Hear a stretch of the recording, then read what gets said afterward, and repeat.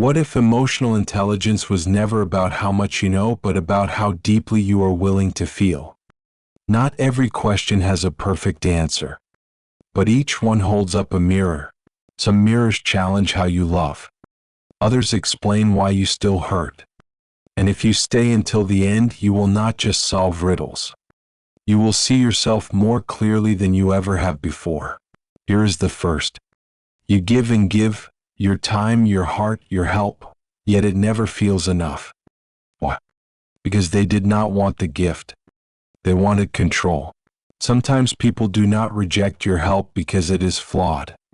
They reject it because accepting would mean surrendering their power over you.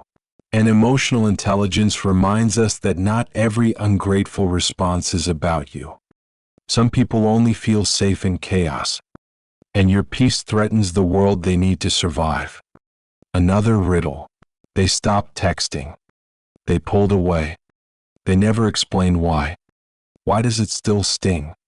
Because silence can be a form of abandonment disguised as politeness. Emotionally intelligent people know not all pain is loud.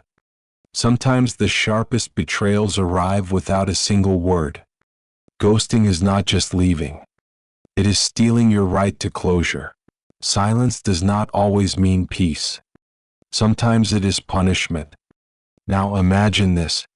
You said yes. You smiled. You went along. But inside it felt wrong. Why? Because you were trained to believe that pleasing others was safer than being honest. Many of us learned early that keeping people happy was the only way to feel secure. But people-pleasing is not kindness when it comes from fear. True connection requires boundaries, not just politeness. And what happens when forgiveness becomes your escape plan? They hurt you. You forgave. They hurt you again. You forgave again. Why are you still stuck? Because you confused emotional intelligence with emotional self-sacrifice. Forgiveness is noble, but not when it becomes a prison. Letting go of anger does not mean inviting more pain. Real intelligence knows the difference between healing and enabling. Forgiveness is a gift, but if you are the only one growing, perhaps it is time to stop giving it away. Pause here.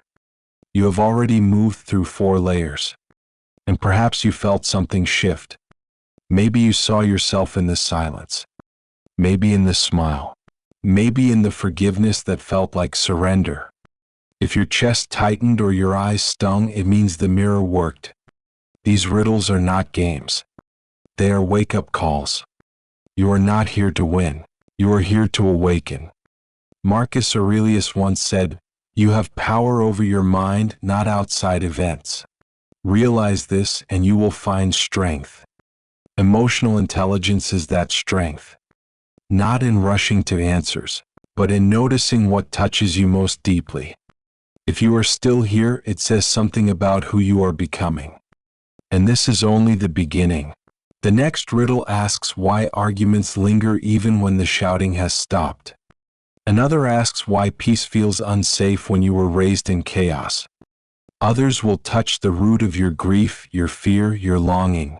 Jung believed that emotion is the chief source of becoming conscious. And each of these questions is not meant to trick you. They are meant to wake you up. So keep going, because the riddles ahead are not just puzzles. They are maps back to yourself.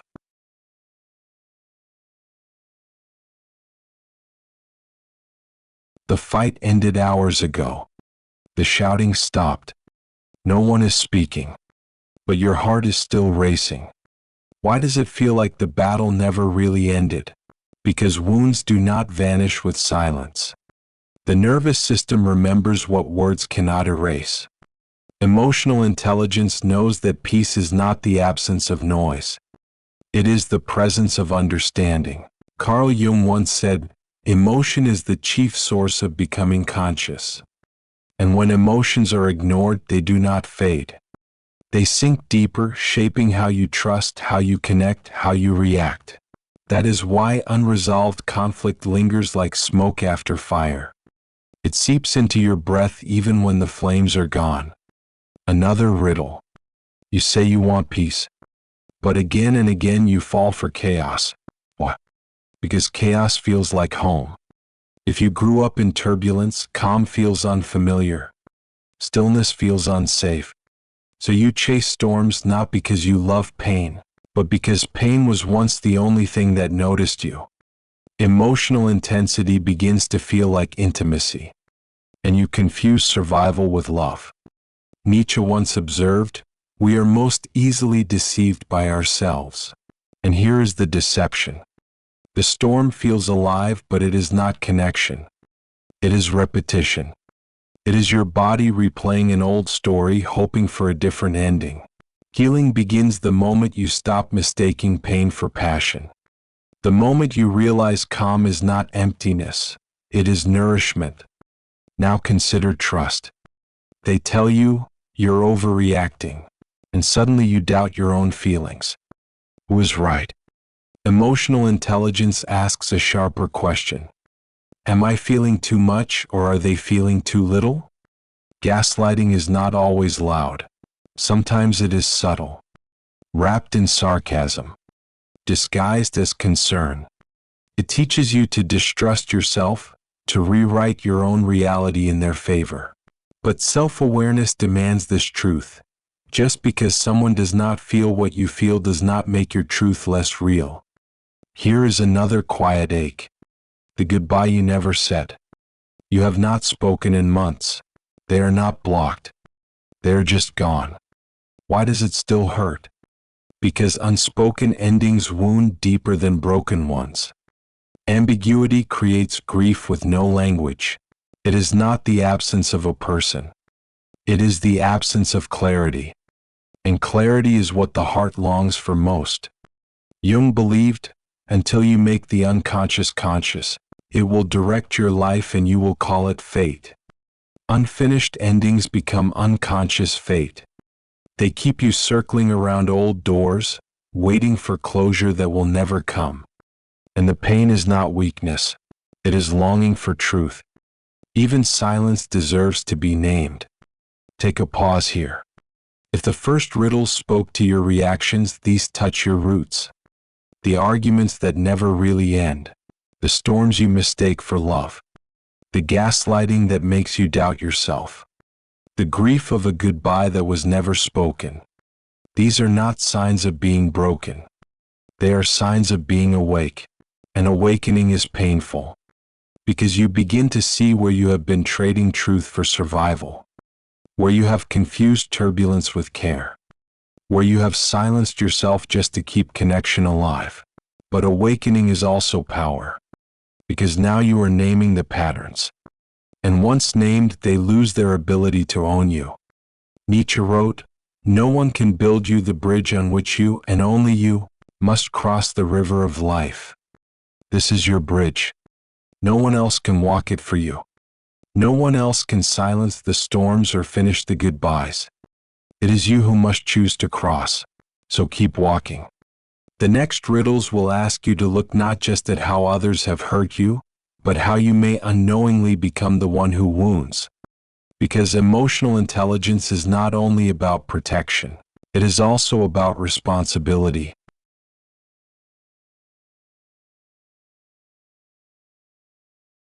They said sorry. They even sounded sincere. But nothing changed. Why does it still feel wrong? Because apology without action is not repair. It is performance. It is manipulation in disguise. Emotional intelligence teaches us that regret alone is not enough. A true apology is not spoken through words but through transformation. If sorry is followed by repetition instead of responsibility, it is not healing. It is a tactic to reset the cycle. Carl Jung once said, "You are what you do, not what you say you'll do." This is the measure. Not their sorrow but their shift. Not their words but their work. Now consider the overgiver. You rush to help. You listen. You comfort. You rescue. But somehow, you are always the one left drained. Why? Because you mistook emotional intelligence for emotional labor. You thought helping everyone else was the same as healing. But real healing does not cost your peace. It does not drain you into emptiness. Marcus Aurelius once wrote, "Do not waste the remainder of your life in thoughts about others, when you do not refer your thoughts to some object of common utility." Service is not meant to erase you. Support is not meant to consume you. If your worth is measured only by what you carry for others, you are not living in compassion. You are living in debt. Here is another riddle. You call yourself a kind person. You pride yourself on always being nice. But deep down you are exhausted. Why? Because you are using kindness as protection, not as expression. Kindness has become a mask you wear to earn safety, not the truth you give because it is who you are. Emotional intelligence requires honesty about motive. Are you kind because it flows naturally? Or are you kind because you fear rejection if you are not? If your kindness feels like currency, then you are not being authentic. You are negotiating for belonging. Nietzsche once observed, "Every profound spirit needs a mask." Masks are not always lies. Sometimes they are survival, but live behind one too long and you forget the face underneath. That is what happens when kindness becomes a transaction. You forget the part of you that was kind without needing reward. And then comes the deepest riddle of all. Your childhood looked fine. Food, shelter, laughter. So why do you still flinch when someone raises their voice? Because survival is not the same as safety.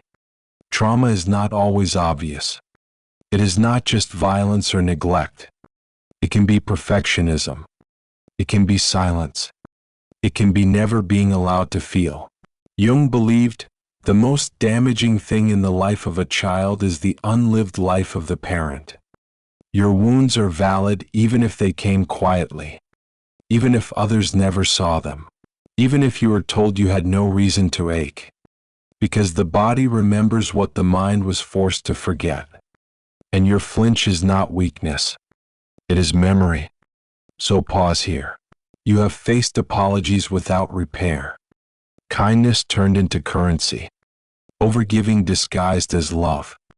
Childhood that looked fine but left scars. These are not flaws. They are signals. Signals that you are beginning to wake up. That you are ready to see yourself not as broken, but as burdened by masks that no longer fit. Nietzsche said, "Sometimes people don't want to hear the truth because they don't want their illusions destroyed. And the hardest illusions to destroy are the ones you built for your own safety. But you are ready. You are beginning to peel them back. Not to expose weakness, but to uncover truth. And truth is the beginning of freedom."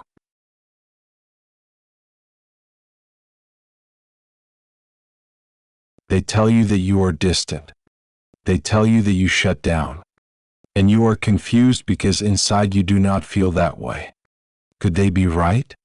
Yes, because sometimes we become the very thing that once hurt us. Not out of cruelty, but out of fear.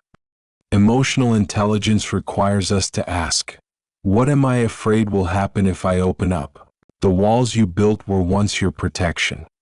They were the only way you knew to feel safe. But over time, protection becomes isolation. And isolation, no matter how strong it looks, can turn into someone else's wound. Carl Jung wrote, "That which we do not bring to consciousness appears in our lives as fate." Your defenses may look like choices, but they are often old wounds repeating themselves. If you avoid intimacy because closeness once brought pain, then you are not choosing distance. You are reliving survival. Think about this. The child who was told emotions were too much learns to silence them. The teenager who felt rejected learns to stop asking. The adult who once loved and was betrayed learns to stay guarded. And little by little the armor hardens. Until one day the armor is mistaken for the self. Nietzsche once said, "In every real man a child is hidden that wants to play." That hidden child is still inside you, longing for openness, aching for connection. But when the armor takes over, the child cannot breathe. And those who try to love you begin to feel the wall instead of your heart. This does not mean you are broken. It means you are still protecting the part of you that remembers what it was like to be hurt.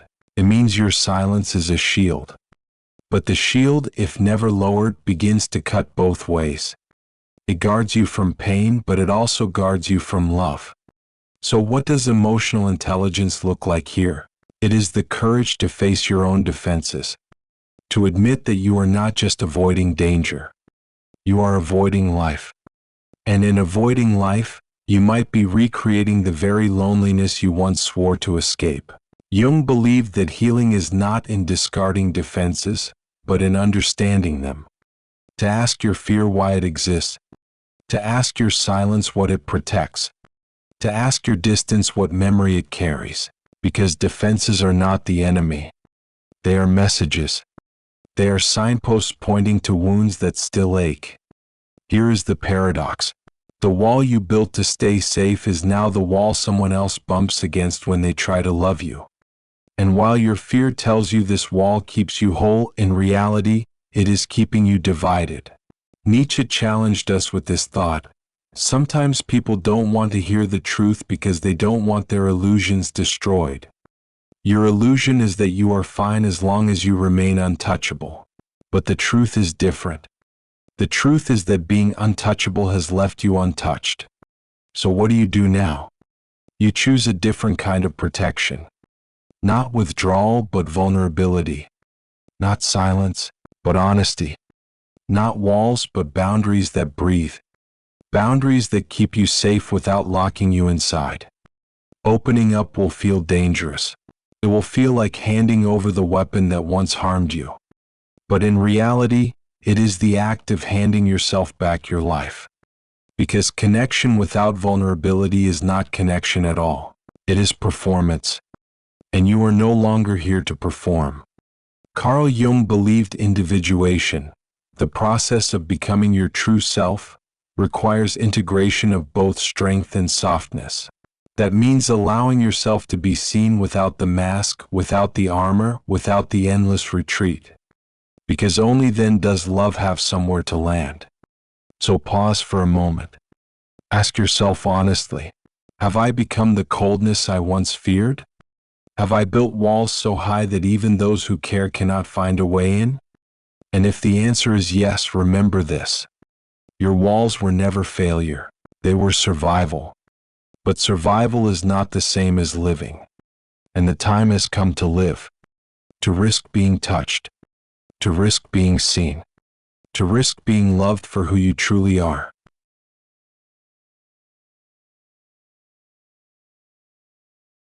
You help others heal.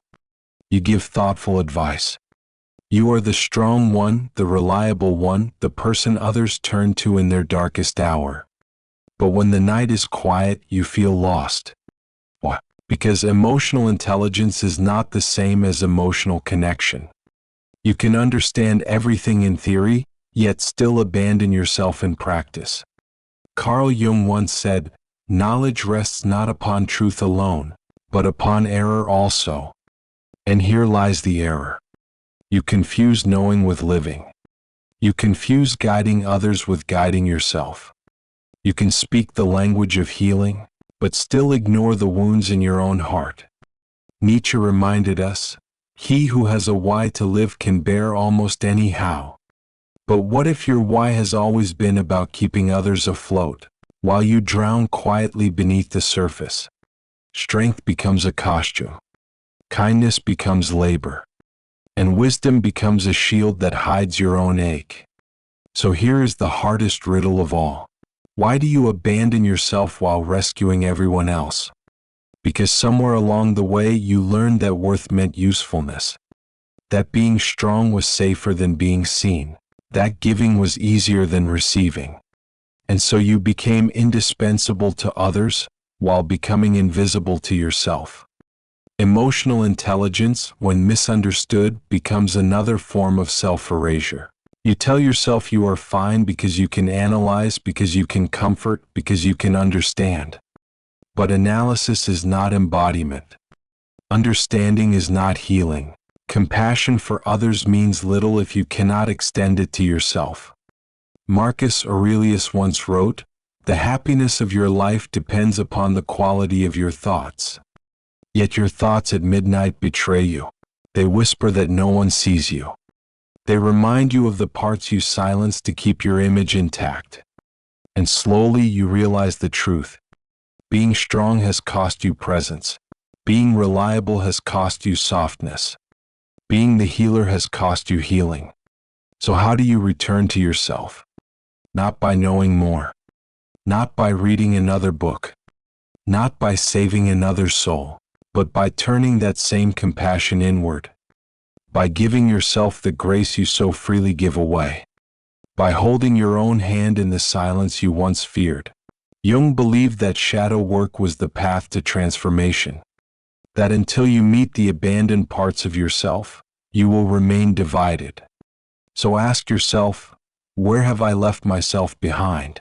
Where have I silenced my own cry while soothing everyone else's? Where have I chosen to be admired rather than to be whole? Here is the final truth. You are not here to be endlessly strong. You are not here to be polished, untouchable, or perfect. You are here to be real.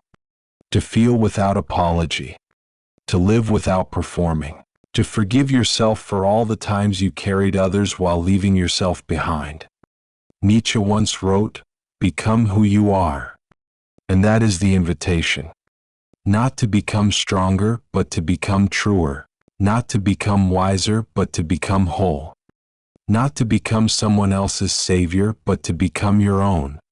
So take a breath. You do not need to earn your place. You do not need to explain your boundaries. You do not need to prove your goodness through exhaustion. You only need to remember what was always true. That beneath the armor, beneath the wisdom, beneath the masks of strength and kindness, you are already enough. And that is where this journey ends. Not in another riddle. Not in another test. But in silence. Because silence is not empty. It is the space where you finally meet yourself. Fully, completely, honestly.